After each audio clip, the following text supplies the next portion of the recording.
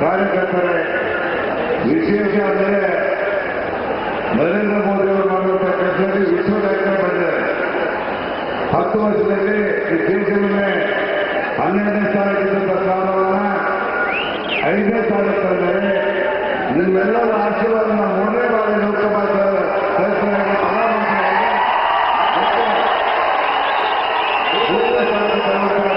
ಮಾಡ್ತಾರೆ. ಅದರಿಂದ ತಾವೆಲ್ಲರೂ ಕೂಡ ಮತ್ತೊಮ್ಮೆ ನರೇಂದ್ರ ಮೋದಿ ಅವರನ್ನ ಪ್ರಧಾನಮಂತ್ರಿ ಮಾಡಲಿಕ್ಕೆ ಎಲ್ಲರೂ ಆಶೀರ್ವಾದ ಮಾಡಿ ಕಮಲವರಿಗೆ ಮತವನ್ನು ಕೊಟ್ಟು ರೈತರನ್ನ ಅತಿ ಹೆಚ್ಚಿನ ಮಟ್ಟದ ಗೆಲ್ಲಿಸಿ ಅವರನ್ನು ಲೋಕಸಭೆ ನಿಮ್ಮೆಲ್ಲರ ಸೇವೆ ಮಾಡುವಂತ ಅವಕಾಶವನ್ನು ಕಳಿಸಿಕೊಂಡು ಹೋಗೋದಕ್ಕೆ ಎಲ್ಲರೂ ಕೂಡ ನಮಸ್ಕಾರ ಮಾಡ್ತಾರೆ.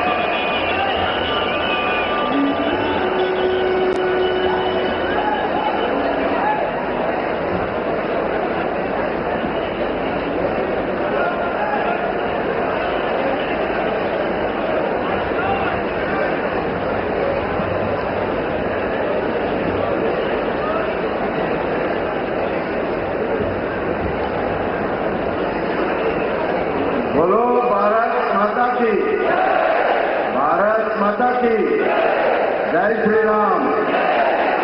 ಜೈ ಜೈ ಶ್ರೀರಾಮ್. ಇವತ್ತು ದಾವಣಗೆರೆಯ ಎಣ್ಣೆ ನಗರದಲ್ಲಿ ದೇಶ ಕಂಡ ಅಪ್ಪಟ ದೇಶಭಕ್ತ ಪ್ರಧಾನಮಂತ್ರಿ ಅವರ ಪಾದಾರ್ಪಣೆಯಿಂದ ಇಡೀ ದೇಶದ ರಾಜಕಾರಣದ ದಿಕ್ಕಸೂಚಿಯನ್ನ ತೋರಿಸುವ ರೀತಿಯಲ್ಲಿ ತಾವೆಲ್ಲರೂ ಕೂಡ ಅಭೂತಪೂರ್ವವಾಗಿ ಸೇರಿದಿರಿ. ಬಿಸಿಲನ್ನ ಎದುರಿಸಿ ತಾವಿಷ್ಟು ದೊಡ್ಡ ಸಂಖ್ಯೆಯಲ್ಲಿ ಸೇರಿದಿರಿ. ಇದು ನಮ್ಮ ನರೇಂದ್ರ ಮೋದಿಜಿ ಅವರಿಗೆ ಇರುವಂತಹ ಒಂದು ಪ್ರೀತಿ, ವಿಶ್ವಾಸ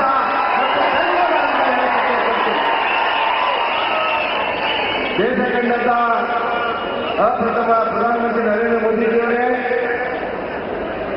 ನಮ್ಮೆಲ್ಲರ ಹಿರಿಯರು ಮಾರ್ಗದರ್ಶಕರಾದಂತಹ ಸಿದ್ದೇಶ್ವರಣ್ಣ ಹಿರಿಯರೇ,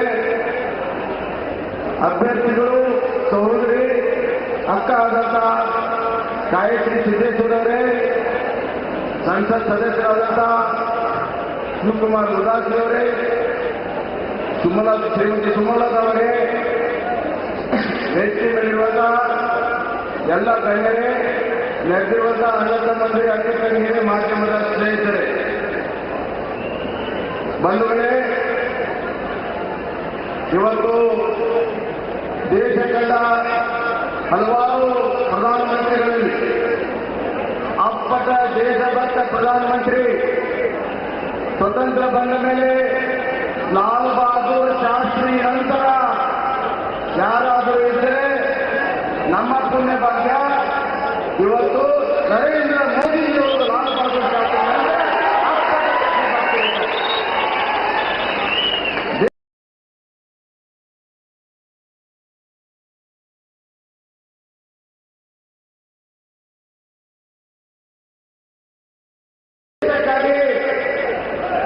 ಹದಿನೈದು ತಾಸು ಕೆಲಸವನ್ನು ಮಾಡ್ತಾ ಇದ್ದಾರೆ.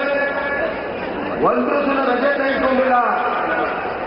ಒಂದು ವೇಳೆ ಎಲ್ಲಕ್ಕಿಂತ ಮುಖ್ಯವಾಗಿ 100 ವಯಸ್ಸಿನ ತಾಯಿ ತೀರಿ ಹೋದಾಗ ಕೇವಲ 3 ಗಂಟೆ ಅಂತ್ಯ ಸಂಸ್ಕಾರದಲ್ಲಿ ಪಾಲ್ಗೊಂಡು 4ನೇ ಗಂಟೆ ಮತ್ತೆ ದೇಶದ ಸೇವೆಯನ್ನು ಮಾಡಲು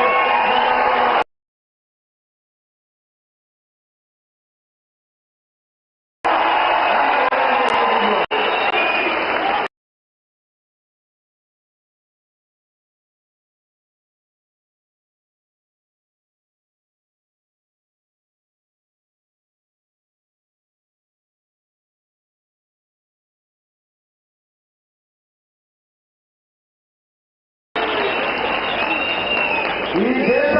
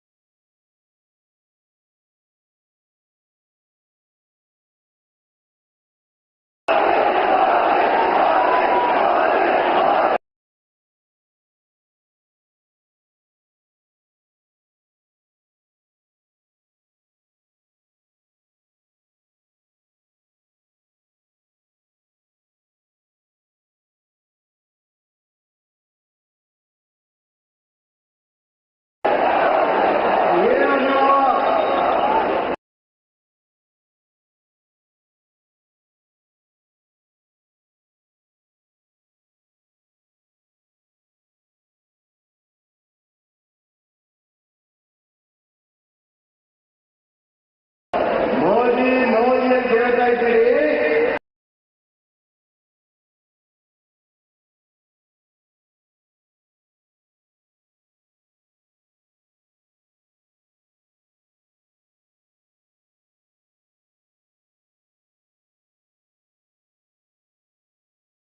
ಇಡೀ 130 ಕೋಟಿ ಜನರ ಮನದಲ್ಲಿ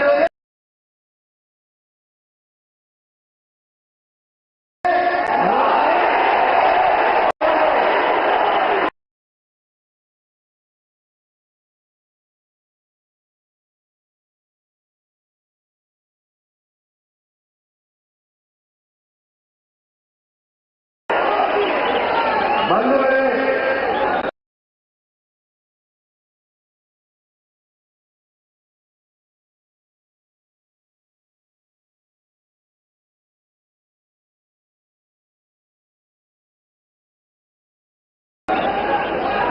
ಮೋದಿಯವರ ಬಗ್ಗೆ ಯಾಕೆ ಜನರಿಗೆ ಪ್ರೀತಿ ಇದೆ? ಯಾವುದು ಅಸಾಧ್ಯ ಅಂತಿತ್ತು ಇದುವರೆಗೂ ದೇಶದಲ್ಲಿ, ಯಾವುದು ಅಸಾಧ್ಯ ಇತ್ತು ಅದನ್ನ ಸಾಧನೆ ಮಾಡಿ ತೋರಿಸಿರುವಂತ ಶ್ರೀಮಂತ ನಾಯಕ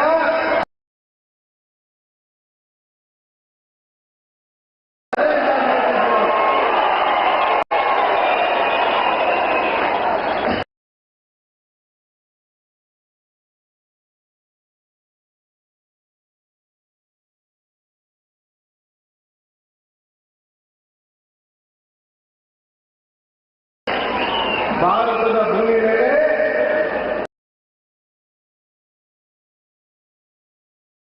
ಭಯೋತ್ಪಾದನೆಯನ್ನ ಸಂಪೂರ್ಣ ತೊಡೆದುಹಾಕಲು ಸಾಧ್ಯ ಇಲ್ಲ ಅಂತ ಹೇಳಿ ಯುಪಿಎ ಸರ್ಕಾರ, ಮನಮೋಹನ್ ಸಿಂಗ್ ಕಾಂಗ್ರೆಸ್ ಸರ್ಕಾರದಲ್ಲಿ ಭಯೋತ್ಪಾದಕರ ರಾಜ್ಯ ಆಗಿತ್ತು, ಭಯೋತ್ಪಾದಕರ ದೇಶ ಆಗಿತ್ತು. ಆದರೆ ನರೇಂದ್ರ ಮೋದಿಯವರು ಬಂದ ಮೇಲೆ ಭಯೋತ್ಪಾದಕ ಸ್ಥಾನದಲ್ಲೇ ಹೋಗಿ ಸಂಸದನ ಮಾಡಿ ಭಯೋತ್ಪಾದಕರಿಗೆ ಭಯ ಹುಟ್ಟಿಸಿರುವಂತ ನಾಯಕ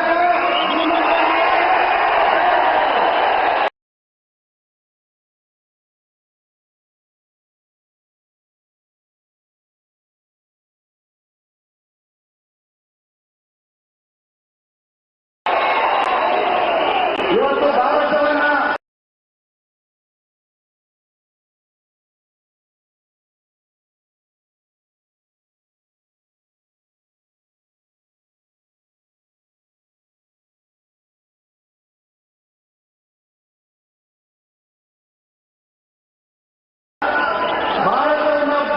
ಭಯೋತ್ಪಾದಕ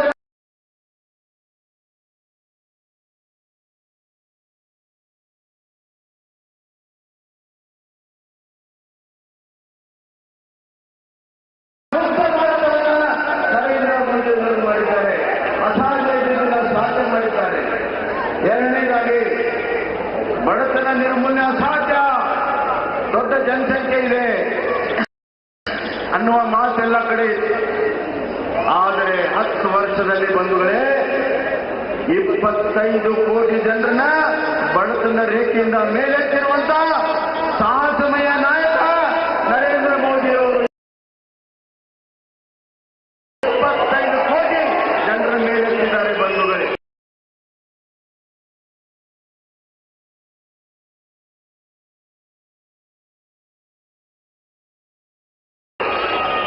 ಇನ್ನೊಂದು ಮಾತು,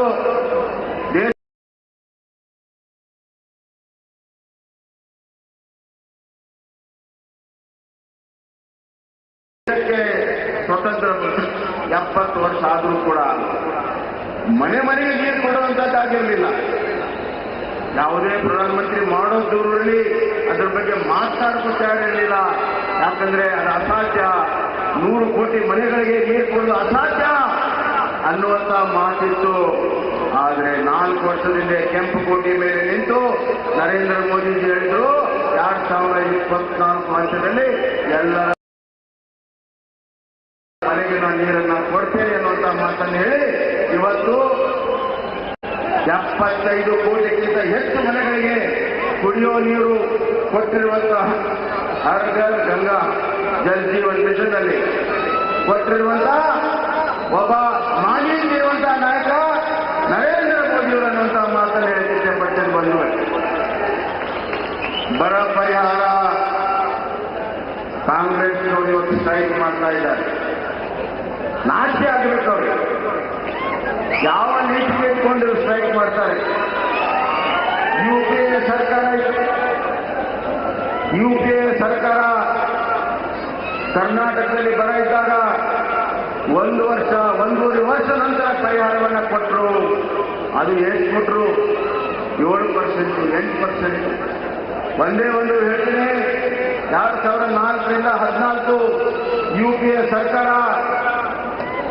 ನಮ್ಮ ರಾಜ್ಯ ಸರ್ಕಾರ ಬೇಡಿಕೆ ಇಟ್ಟಿದ್ದು 19,579 ಕೋಟಿ. ಮನಮೋಹನ್ ಸಿಂಗ್, ಕಾಂಗ್ರೆಸ್, ಸೋನಿಯಾ ಗಾಂಧಿ, ರಾಹುಲ್ ಗಾಂಧಿ, ಸಿದ್ದರಾಮಯ್ಯ, ಡಿ.ಕೆ. ಶಿವಕುಮಾರ್ ಖರ್ಗೆ ಇವರು ಸರ್ಕಾರ ಕೊಟ್ಟಿದ್ದೆಷ್ಟು? ಕೇವಲ 1,054. 10% ನಮ್ಮ ಬೇಡಿಕೆಯ 10% ಅನ್ನು ಕೊಟ್ಟಿದ್ದಾರೆ.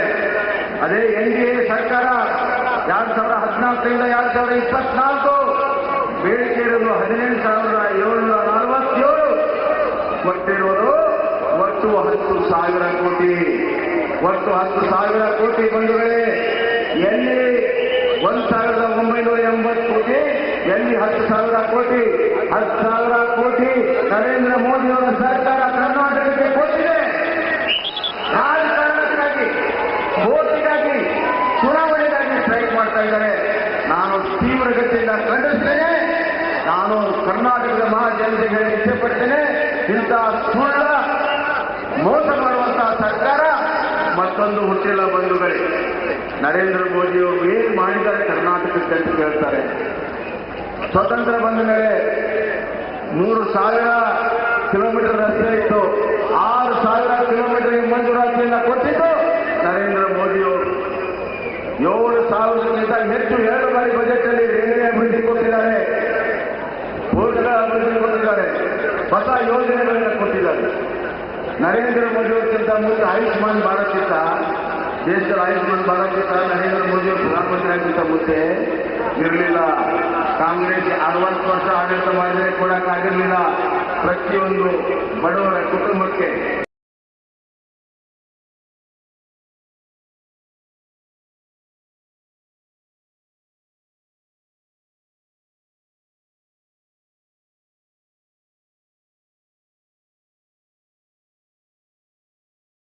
₹5 ಲಕ್ಷ ಆಯುಷ್ಮಾನ್ ಕಾರ್ಡ್, 1 ಕೋಟಿ ಕಾರ್ಡ್ ಇವತ್ತು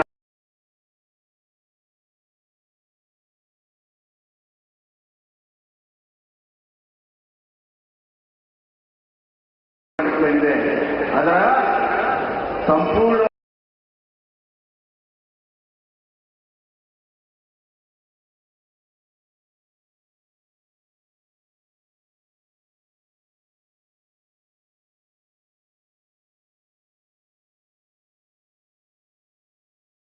ಯೋಜನೆಯನ್ನು ರೂಪಿಸಿರುವಂತದ್ದು ನಮ್ಮ ಪ್ರಧಾನಿ ನರೇಂದ್ರ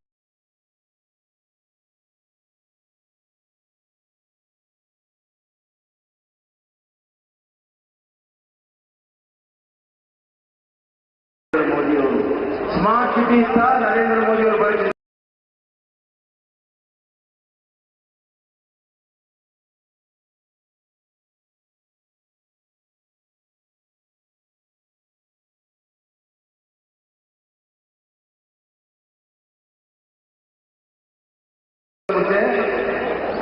ಸ್ಮಾರ್ಟ್ ಸಿಟಿ ಇತ್ತ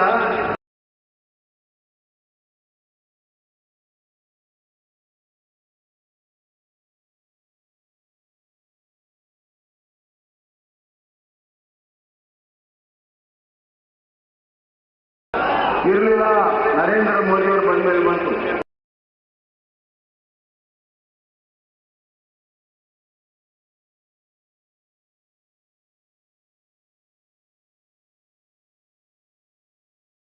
ಮುದ್ರಾ ಯೋಜನೆ ಇತ್ತ, ಇರಲಿಲ್ಲ. ನರೇಂದ್ರ ಮೋದಿಯವರು ಬಂದ ಮೇಲೆ ಉಜ್ವಲ ಯೋಜನೆ ಹೆಣ್ಣು ಮಕ್ಕಳಿಗೆ ಇತ್ತ, ನರೇಂದ್ರ ಮೋದಿಯವರು ಬಂದ ಮೇಲೆ ಆಗಿದೆ ಬಂಧುಗಳೇ.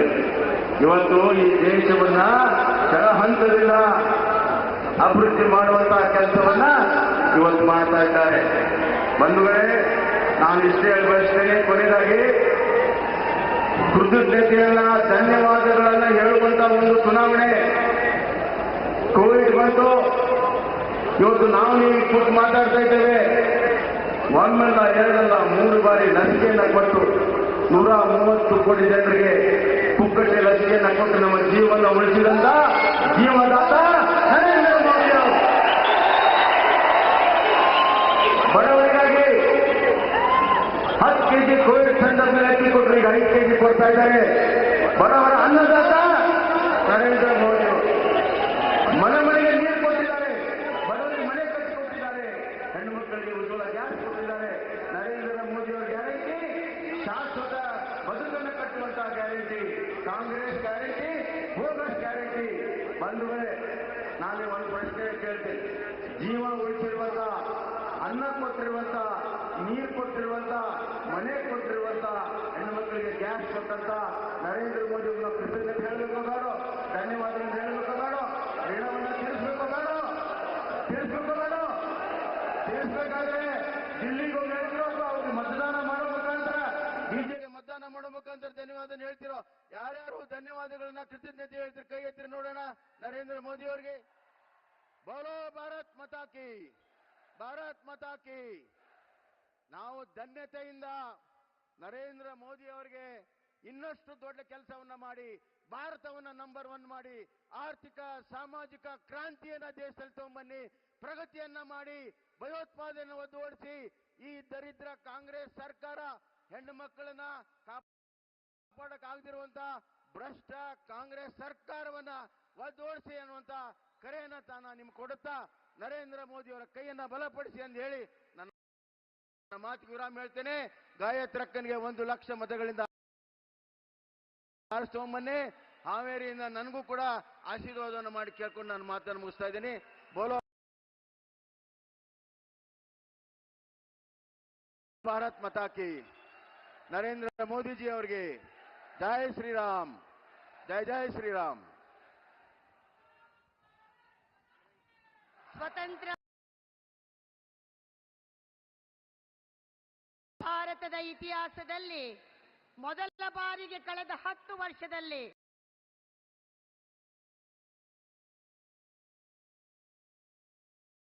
ಮಹಿಳಾ ಸಬಲೀಕರಣಕ್ಕೆ Ujjwala, stand up start up Mudra, Matruvandana, ಶೌಚಾಲಯ, ಆಯುಷ್ಮಾನ್ ಭಾರತ್,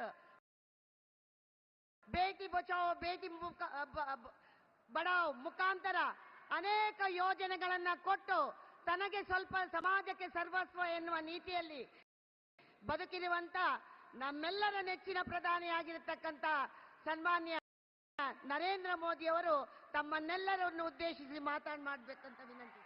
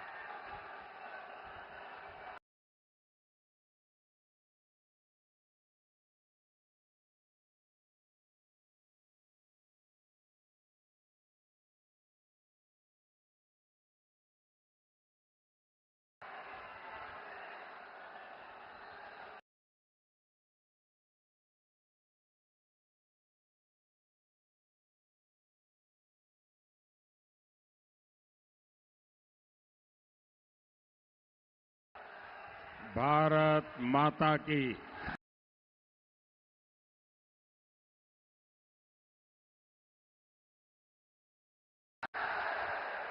भारत माता की।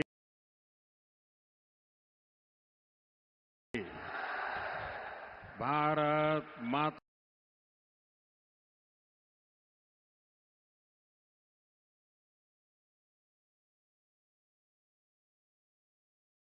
की दावणगे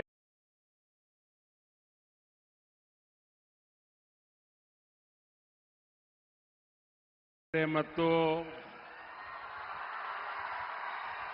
ಹಾವೇರಿಯ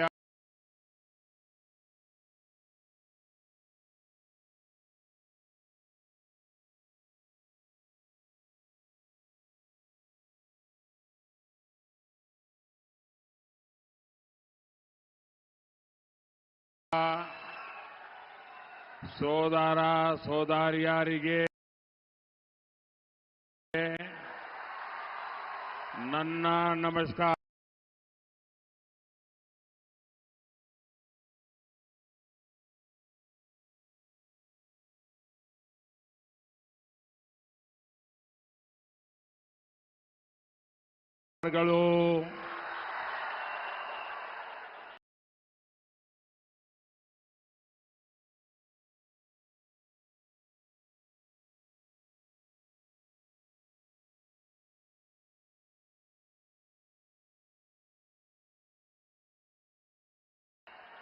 मैं ताई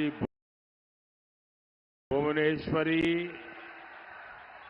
और इस क्षेत्र के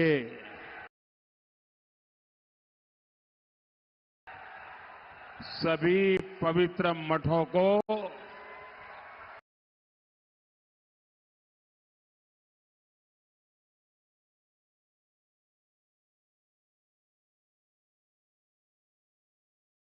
श्रद्धा पूर्वक प्रणाम करता हूं। साथियों, कर्नाटका ने 26 अप्रैल की वोटिंग से कांग्रेस में कोहराम मचा दिया है। मैं आज हिंदी में बोलूं तो चलेगा ना? आज कोई भाषांतर करने वाला नहीं रखा है, क्योंकि मुझे मालूम है कि आपका मेरे प्रति इतना प्यार है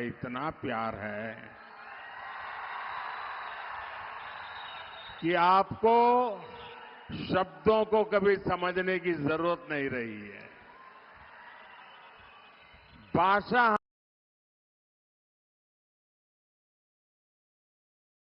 हमारे बीच कभी दीवार नहीं रही है। क्यों?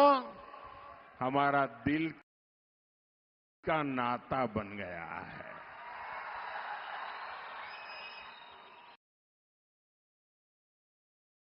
भाइयों बहनों, 26 अप्रैल को जो मतदान हुआ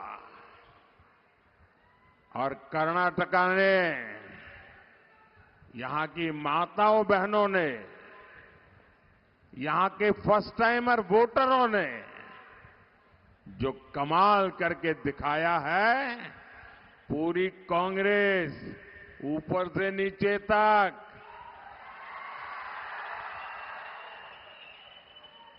बहुत परेशान हो गई है। साथियों, पूरी कांग्रेस इस कोशिश में लगी है कि 7 मई को कुछ तो ऐसा हो ताकि कम से कम एक खाता तो खुल जाए।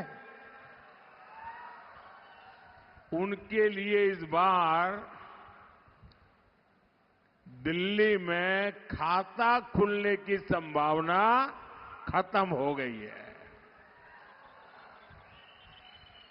लेकिन दावणगेरे का ये विशाल जन समर्थन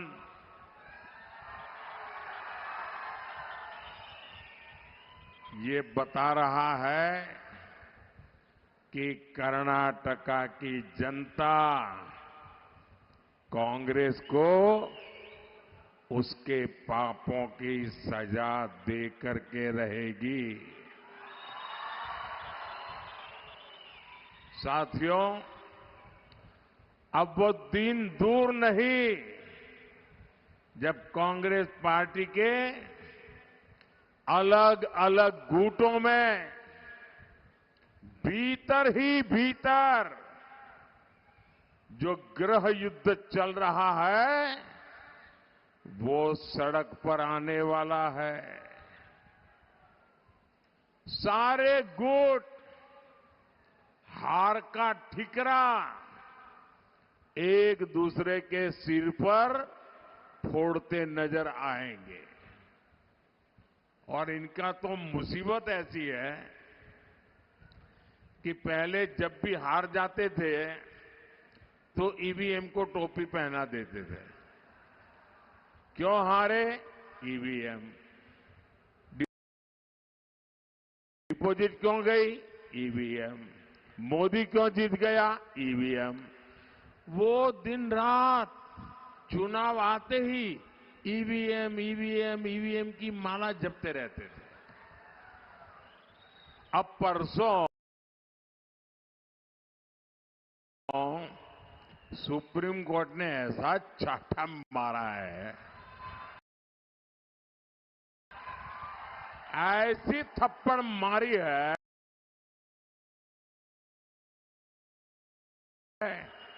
कि अब उनके लिए परेशानी है कि अब तक तो ईवीएम का नाम देकर के अपने कार्यकर्ताओं को मोरल बूस्टिंग के लिए काम कर लेते थे। अब उनकी मुसीबत है, अब ये ईवीएम वाला बहाना भी तो सुप्रीम कोर्ट ने ले लिया। अब हार जाएंगे तो बोलेंगे क्या?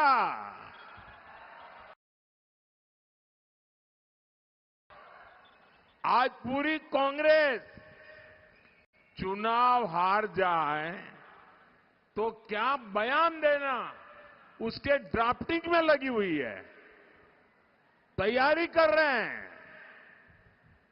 साथियों, मैं कर्नाटका में जहां जहां गया हूं, मुझे तमिलनाडु के चुनाव में जाने का अवसर मिला, मुझे केरल में जाने का अवसर मिला, मैं कश्मीर से कन्याकुमारी तक हिंदुस्तान के हर कोने में गया हूं।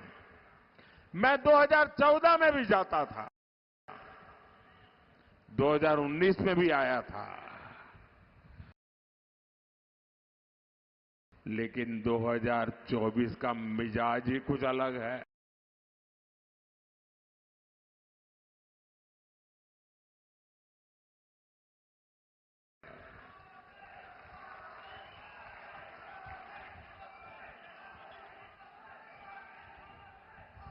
क्योंकि देशवासियों ने 10 साल हर पल मोदी को कसौटी से कसा है,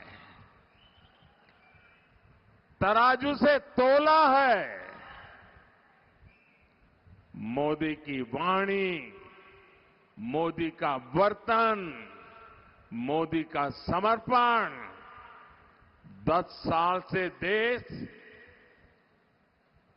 280 करोड़ निगाहें हर पल मोदी को देख करके सही गलत का फैसला करते हैं। और अनुभव के बाद 10 साल की कठोर कसौटी से निकल करके आज जब मोदी आया है तो आपका जाना हुआ मोदी है, आपका परखा हुआ मोदी है और आपके लिए जिंदगी खपाने वाला मोदी है। और ये मैं आज जो 14 में नहीं देखा, जो 19 में नहीं देखा, वो 24 के चुनाव में मैं भरपूर देख रहा हूं। मेरी माताएं बहनें, ऐसा लग रहा है मोदी का एक अभेद्य रक्षा कवच बन गई है पूरे देश की माताएं बहनें। छोटी छोटी बालिकाएं, मैं यहां देख रहा हूं कितनी बालिकाएं ऊपर हाथ कर रही है।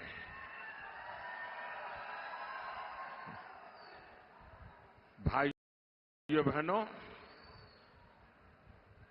एक तो राजनीति कांग्रेस के अपने कारनामों के कारण पिछले 70 साल में क्षेत्र बदनाम हो चुका था।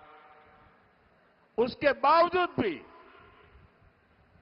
मोदी को इतना प्यार, इतने आशीर्वाद, शायद अनेकों जन्मों का पुण्य है या परमात्मा ने मुझे भेजा है, तब जाकर के ऐसे आशीर्वाद मिलते हैं। मैं किस किस का आभार व्यक्त करूं, मेरे पास शब्द नहीं है। क्या मैं परमात्मा का आभार व्यक्त करूं? क्या मैं जनता जनार्दन का आभार व्यक्त करूं? क्या मैं गांव गरीब का आभार व्यक्त करूं? क्या मैं मेरे देश के नौजवानों का आभार व्यक्त करूं? मेरे पास आपके इस प्यार को व्यक्त करने के लिए, आभार बताने के लिए आज शब्द कम पड़ रहे हैं। सिर्फ और सिर्फ आज मेरे पास है तो एक है जिसमें शब्द नहीं है, संवेदना है, जिसमें पूरी तरह मेरा मौन समर्पण है। और मेरे पास एक ही रास्ता बचा है कि देशवासियों को सदा सर्वदा सर झुका करके प्रणाम करता रहूं।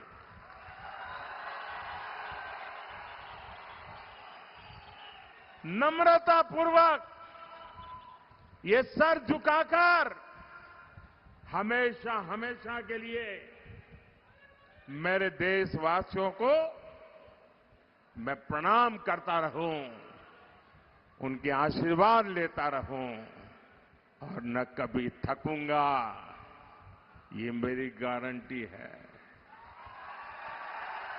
न कभी थकूंगा, न कभी रुकूंगा, न कभी झुकूंगा और हर पल आपके लिए जूझता रहूंगा। ये गारंटी मोदी ने 10 साल आपने मुझे देखा। भाइयों बहनों, आज मैं जहां जाता हूं, देश के हर कोने से, कर्नाटका के हर कोने से एक ही आवाज आती है, एक ही सुर सुनाई देता है। फिर एक बार, फिर एक बार, फिर एक बार 4 जून को पूरे कर्नाटका में सेलिब्रेशन होने जा रहा है। और सेलिब्रेशन ऐसा वैसा नहीं होगा। ये मेरे दावणगेरे में तो स्पेशल बेणे डोसा,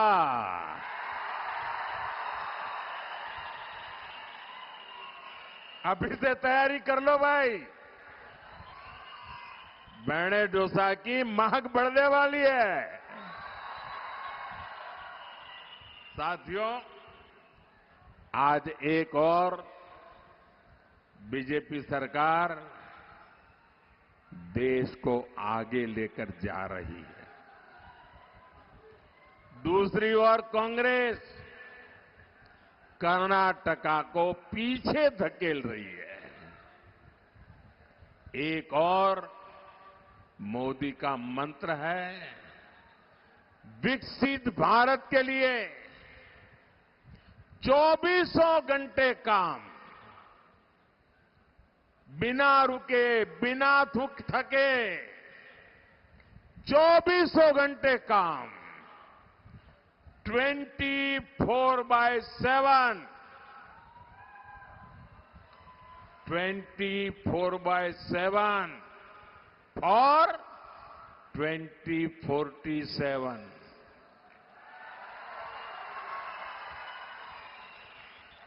और दूसरी ओर कांग्रेस का वर्क कल्चर है, ब्रेक करो या तो ब्रेक लगाओ।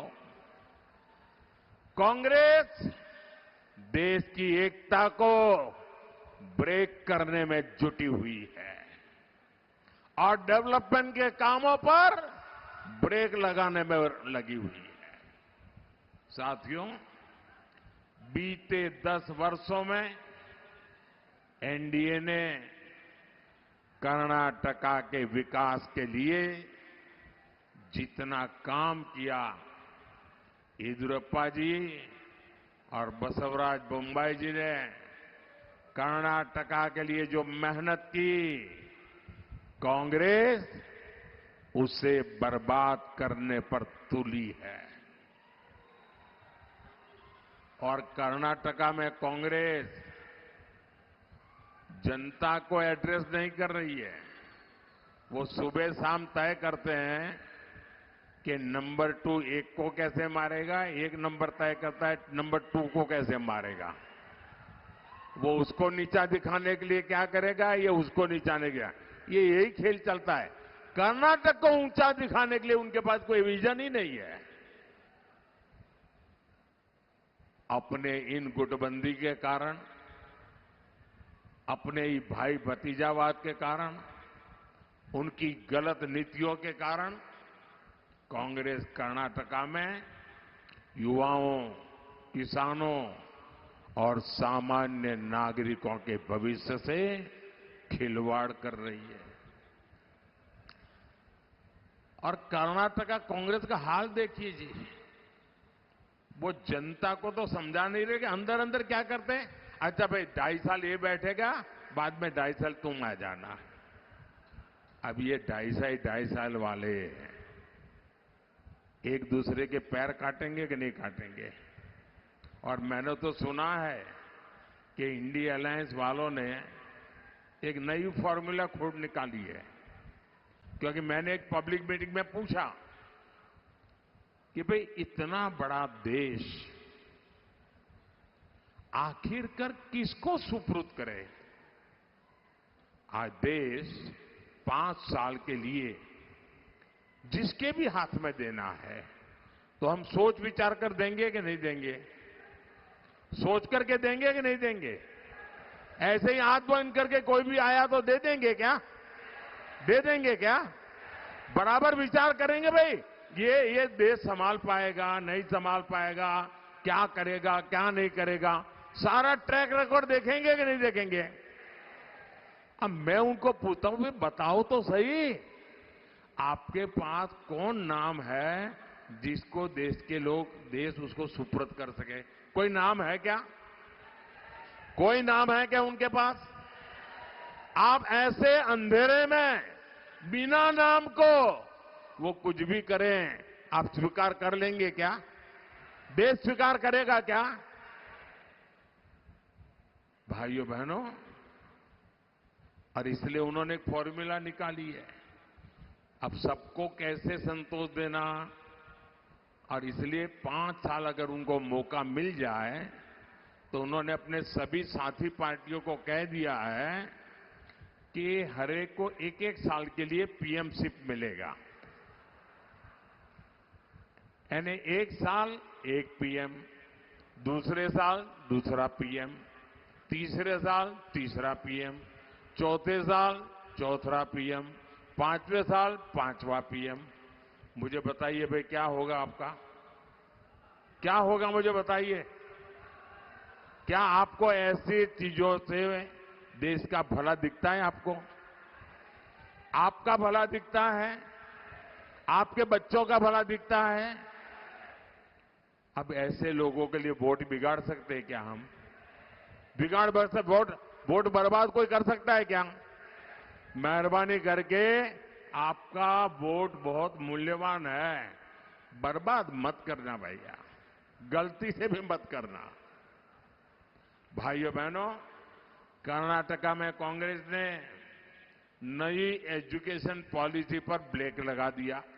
बताइए, 30 साल के बाद देश के 20 लाख से ज्यादा लोगों ने मनोमंथन किया कर्नाटका के ही बहुत बड़े वैज्ञानिक के नेतृत्व में नई एजुकेशन पॉलिसी बनी, लेकिन उनकी वोट बैंक की राजनीति को खुश करने के लिए उन्होंने उसको भी रद्द कर दिया और इसका बहुत बड़ा नुकसान हमारे देश के युवा पीढ़ी को हुआ है।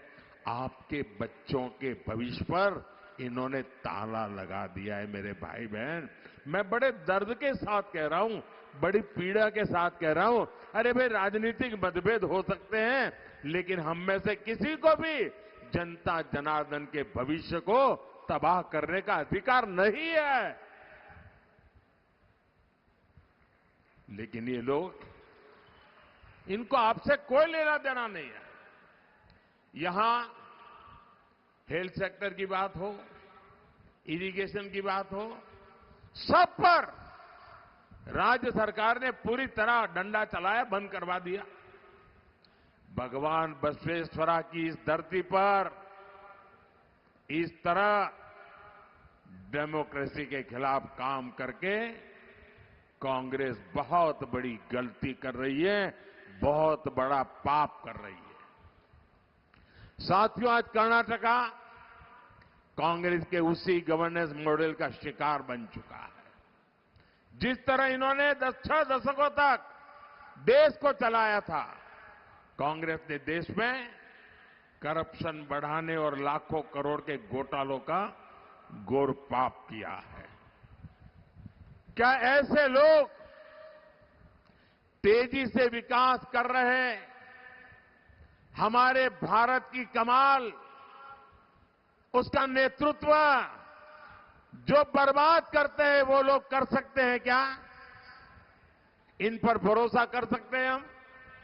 साथियों, एक समय था जब गरीबों, एससी, एसटी, ओबीसी, पिछड़ों के हक की योजनाएं कांग्रेस के करप्शन का मुख्य स्रोत हुआ करती थी। कांग्रेस के पूर्व पीएम कहते थे कि गरीबों के लिए 1 रुपया भेजते थे तो सिर्फ 15 पैसा, 15 पैसे पहुंचता था। जरा मैं पूछना चाहता तो 1 रुपया निकलता था, 15 पैसा पहुंचता था, तो बीच में कौन सा पंजा था जो 85 पैसे मार लेता था? साथियों, यही नहीं, वंचित वर्ग के नाम पर कांग्रेस ने फेक लाभार्थी भी बना रखे थे। करप्शन का तरीका देखिए, जो पैदा नहीं हुआ, जिसका जन्म नहीं हुआ, उसकी वो शादी भी लिखवा देते थे, फिर उसको वीडियो भी बना देते थे और वीडियो बना करके वीडियो वाली योजनाएं मार खाते थे लोग। ये करप्शन में मास्टरी थी इनकी। हमारी सरकार ने ऐसे 10 करोड़ नाम निकाले जो पैदा ही नहीं हुए थे लेकिन बेनिफिट ले रहे थे।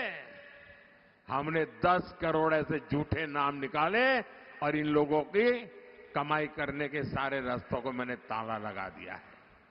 आप कल्पना कर सकते हैं, जितनी कर्नाटका की कुल जनसंख्या है उससे ज्यादा ऐसे लोग कागजों पे थे जिनका कभी जन्म ही नहीं हुआ था और सरकारी खजाने से पैसा जाता था। कांग्रेस सरकार ये जो जन्मे नहीं ऐसे लोगों के नाम पर हजारों करोड़ रुपए भेजकर बीच में से मार लेती थी और ये पैसे जाते थे ये कांग्रेस की पूरी इकोसिस्टम को, कांग्रेस के बिचौलियों की जेब भरती थी। अब मोदी ने इन योजनाओं को आधार और डायरेक्ट बेनिफिट ट्रांसफर से जोड़ दिया है। बीजेपी ने अब गरीब को उसका हक दिया है। अब मोदी जो पैसा आपको भेजता है वो पूरा का पूरा आपके बैंक अकाउंट में पहुंचता है। मोदी 1 रुपया भेजता है तो पूरे के पूरे 100 पैसे पहुंचते हैं। साथियों, गरीब कल्याण की योजनाओं का सबसे बड़ा लाभार्थी गरीब, पिछड़ा, दलित, आदिवासी और हमारी माताएं बहनें हैं। इसलिए कांग्रेस को जहां मौका मिलता है वो इस वर्ग पर अपना आक्रोश उतारती है। कर्नाटका में कांग्रेस ने एससी एसटी वेलफेयर फंड के 11,000 करोड़ रुपए डाइवर्ट कर दिए, जो एससी एसटी समाज के लिए थे। उनको जहां चोरी करने का मौका मिलता था वहां भेज दिया। कांग्रेस इस कोशिश में लगी रही कि एससी एसटी वेलफेयर फंड का पैसा कैसे कांग्रेस करप्शन फंड में ट्रांसफर किया जाए। साथियों, किसानों को किसान सम्मान निधि में 4,000 रुपये कर्नाटका की बीजेपी सरकार देती थी। कांग्रेस ने जैसे ही यहां सरकार बनाई, उसने किसानों का ये 4,000 रुपीज भी उस पर ताला लगा दिया, भेजना बंद कर दिया। अब जो मैं दिल्ली से भेजता हूं वो 6,000 रुपया जाता है। कर्नाटका की बीजेपी सरकार ने जो 4,000 दिया था, ये कांग्रेस वालों ने मना कर दिया। मैं समझ नहीं पा रहा हूं, उनको देश के किसानों से, कर्नाटका के किसानों से क्या दुश्मनी है, क्या नफरत है किसानों के प्रति इनकी। कांग्रेस अब तो कर्नाटका में ओबीसी समाज का आरक्षण भी तुष्टीकरण के लिए, वोट बैंक के लिए बांट रही है। साथियों, 10 साल से दिल्ली की कुर्सी से बाहर बैठी कांग्रेस ने देशवासियों को लूटने के लिए नई नई प्लानिंग कर दी है। अब आपकी संपत्ति को सीधे लूटने के लिए कांग्रेस इनहेरिटेंस टैक्स का आइडिया लेकर के आई है। अभी आइडिया समझने जैसा है। उनके गुरु ने अमेरिका से घोषणा की है और उनके एक वित्त मंत्री 2011 में भी कह चुके हैं। यानी ये क्या चीज लाने वाले हैं, आप चौंक जाएंगे। जो भी हिंदी समझते हैं, वो जो हिंदी नहीं समझते उनको जरूर समझाएं। ये मैं आपकी चिंता करने के लिए बोल रहा हूं भाई। इन्होंने क्या, हमारा देश कैसा है, हर मां बाप जिंदगी भर मेहनत करता है और मन में एक इच्छा रहती है कि जो कुछ भी कमाया है उसमें से कुछ बचाएंगे और मरने के बाद बच्चों के काम आए इसलिए रखेंगे। ऐसा करते हैं कि नहीं करते हैं? हर कोई पैसा बचाता कि नहीं बचाता है? बच्चों के लिए कुछ न कुछ रखता है कि नहीं रखता है? अब इन्होंने ऐसा नियम लाने वाले हैं कि आप कितनी ही मेहनत करो, कितनी कठिनाई से जो कुछ भी जमा किया है, वो सीधा सीधा अपने बच्चों को नहीं दे सकते हो। आधे से ज्यादा 55%, 55% ये कांग्रेस वाले आए तो एक ऐसा कानून बनाकर उस पर टैक्स लगा देंगे। आपकी कमाई की हुई पैसों के वो डाका डालेंगे और आप अपने संतानों को आधा भी नहीं दे पाओगे। जिन लोगों ने पूरी की पूरी पार्टी विरासत में अपने बच्चों को सौंप दी, वो आपकी मेहनत से कमाई हुई कमाई, आपकी विरासत आपके बच्चों को देना नहीं देते हैं। साथियों, विकास के लिए ये जो खतरे लेकर के आ रहे हैं, इन लोगों से चौकन्ने रहने की जरूरत है। भाइयों बहनों, मुझे बताइए, किसी भी प्रदेश में अगर लॉ एंड ऑर्डर ठीक नहीं है तो कोई इन्वेस्टमेंट करने आएगा क्या? कोई कारखाना खोलेगा क्या? कोई हिम्मत करेगा क्या? कोई नहीं करेगा। अरे आपके पास गाड़ी है, बंगला है, सुख चैन की जिंदगी है, सब कुछ है, लेकिन शाम को घर के बाहर जाएं और रात को जिंदा लौटेंगे नहीं तो घर का क्या, उस कारखाने का क्या, उन पैसों का क्या? आज कर्नाटका को कानून व्यवस्था की स्थिति गंभीर होती जा रही है और कांग्रेस का ट्रैक रिकॉर्ड कानून का व्यवस्था के विषय में गंभीर रूप से गुनाहित है। ये कर्नाटक का हर नागरिक आज असुरक्षा महसूस कर रहा है। कैफे में बम ब्लास्ट हो गया और कांग्रेस घोषणा कर देती है ये तो गैस का सिलेंडर का बोतल फूट गया था। बताओ ये कर्नाटका के लोगों को क्या समझते हैं? क्या कर्नाटका के लोगों के दिमाग में ऐसा झूठ भर सकते हो तुम? फिर आगे क्या कहा उन्होंने? वो सिलेंडर वाली बात चली नहीं तो फिर दूसरा निकाला और क्या कहा कि ये तो बिजनेस राइवलरी थी और इसलिए बिजनेस राइवलरी में ये फटाका फोड़ा है। आप कल्पना कर सकते हैं ये तो बम धमाके के ट्रायल शुरू किए हैं। कर्नाटका की जिंदगी को खतरे में डालने का ये खेल शुरू हो चुका है भाइयों। हुबली में दिन दहाड़े कॉलेज कैंपस में एक बेटी की हत्या हो जाए और कांग्रेस उसमें भी वोट बैंक ढूंढती रही। इस घटना ने कर्नाटका के सामान्य परिवारों के लिए बहुत बड़ी चिंता खड़ी की है, टेंशन पैदा किया है। हर मां बाप सोचते हैं कि बेटी बाहर भेज दें या न भेजें, अकेली जाएगी तो पता नहीं क्या होगा। साथियों, नेहा की हत्या ये सामान्य घटना नहीं है।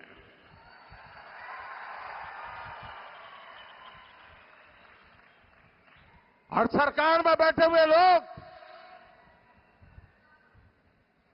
वोट बैंक की चिंता में डूबे हुए हैं।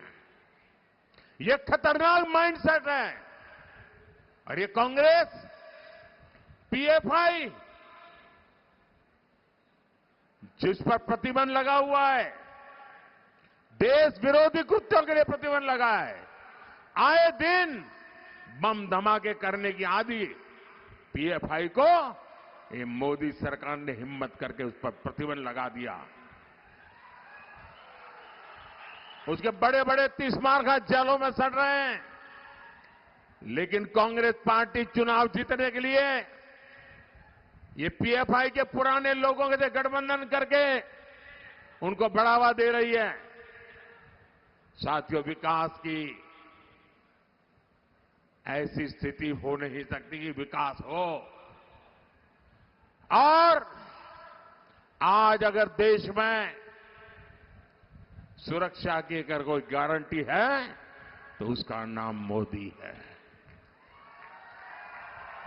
विकास की कोई गारंटी है तो उसका नाम मोदी है। भाइयों बहनों, ये मोदी हैं। अब आप 10 साल से मुझे देख लिया है, घर में घुस करके मारता है जी।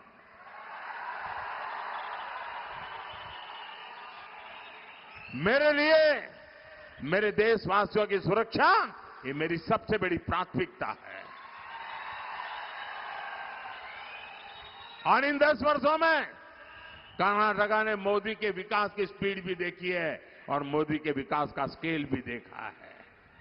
2014 में यानी इतने दशकों तक कांग्रेस सरकार रहने के बाद कर्नाटका में केवल 25 नेशनल हाईवे थे और आज ये संख्या 47 हो चुकी है भाइयों बहनों।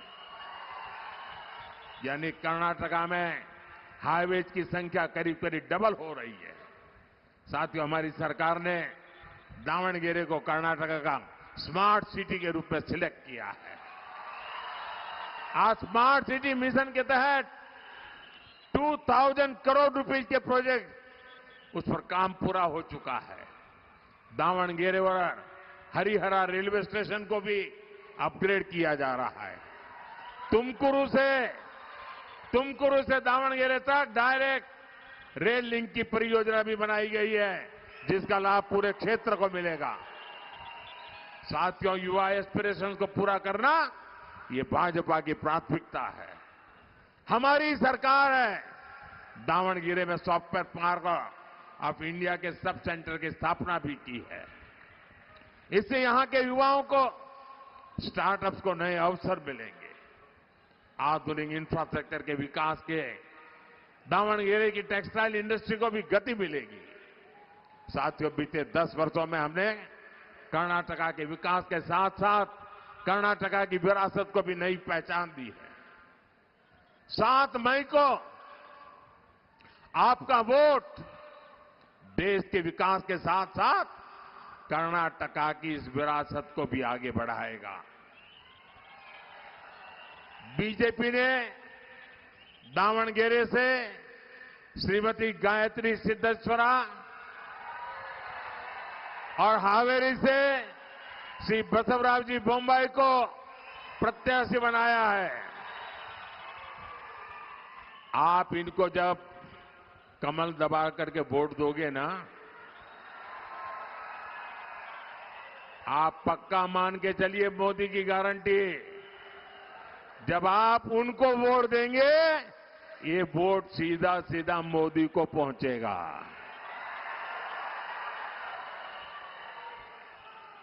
आपका एक एक वोट मोदी के संकल्पों को मजबूत करेगा। आपका एक एक वोट भारत की मजबूती का आधार बनेगा। और इसलिए मैं आज आपसे आशीर्वाद मांगने आया हूं। मैं आज आपसे कुछ मांगने आया हूं। और मेरा आपको अनुरोध है, गर्मी कितनी ही क्यों न हो, मत का अधिकार का उपयोग पूरा का पूरा कीजिए। पुराने सारे रिकॉर्ड ब्रेक करने वाला मतदान कीजिए। पूरे देश में नाम कमाया जाए इतना मतदान करिए। घर घर जाएंगे, मतदान कराएंगे, पोलिंग बूथ जीतेंगे। अच्छा, मेरा एक काम करेंगे, जरा हाथ ऊपर करके बताइए तो मैं बताऊं। मेरा एक काम करेंगे, पक्का करेंगे। एक काम करना, ज्यादा से ज्यादा परिवारों में जाना, मेरी तरफ से जाना है और जाकर के कहना कि मोदी जी आए थे, मोदी जी ने आपको प्रणाम भेजा है, मेरा प्रणाम पहुंचा देना। हर परिवार को मेरा प्रणाम कह देना। मेरे साथ बोलिए, भारत माता की, भारत माता की, भारत माता की।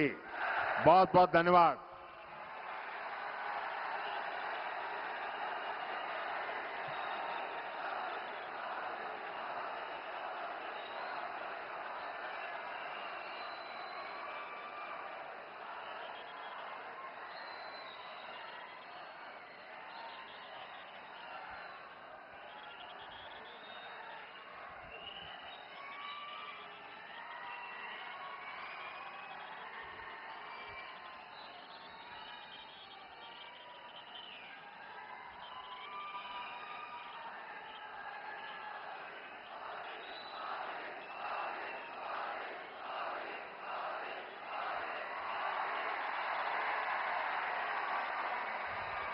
ರೈತರ ಸನ್ಮಾನಕ್ಕಾಗಿ ಮೋದಿ, ಮಹಿಳೆಯರ ಸಬಲೀಕರಣಕ್ಕಾಗಿ ಮೋದಿ, ಯುವ ಶಕ್ತಿಯ ಬೆಳವಣಿಗೆಗಾಗಿ ವೃದ್ಧರ ಆಶಾಕಿರಣ, ವಿದ್ಯಾರ್ಥಿಗಳ ಶಿಕ್ಷಣಕ್ಕಾಗಿ, ಮಕ್ಕಳ ಏಳಿಗೆಗಾಗಿ, ನಮ್ಮ ದೇಶದ ಭವಿಷ್ಯಕ್ಕಾಗಿ, ಸನಾತನ ಸಂಸ್ಕೃತಿಯ ಉಳಿವಿಗಾಗಿ, ಆದಿವಾಸಿ ಭಾರತೀಯರ ತಾಯ್ನಾ